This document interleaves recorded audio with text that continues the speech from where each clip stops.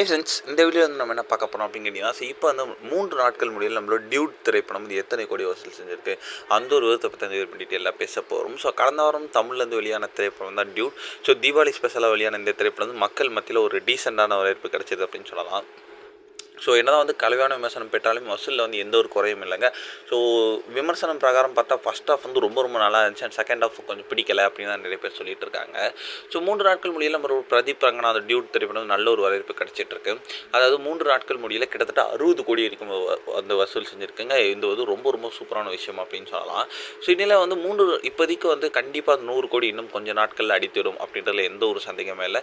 Suppose வந்து 100 கோடி அடித்தது அப்படின்னு கேட்டிங்கன்னா, ஸோ அவர் நடிப்பில் தொடர்ந்து ஆக்ட்ரிக்கான ஒரு 100வது கோடி அப்படின்னு சொல்லலாம். ஸோ அவர் நடிப்பில் வந்த லவ் டுடேயும் 100 கோடி அடிச்சது, அண்ட் டிராகனும் 100 கோடி அடிச்சது, இப்போ வந்து டியூட் திரைப்படம் 100 கோடி அடிக்க போகுது அப்படின்றதுனால கண்டிப்பாக இந்த ஒரு விஷயம் இணையதளத்தில் ரொம்ப ட்ரெண்டிங்காக போகும். மெயினாக வந்து அவரோட ஃபேன்ஸ் மத்தியில் இந்த ஒரு விஷயம் ரொம்ப ட்ரெண்டிங்காகவே போயிட்டுருக்கு.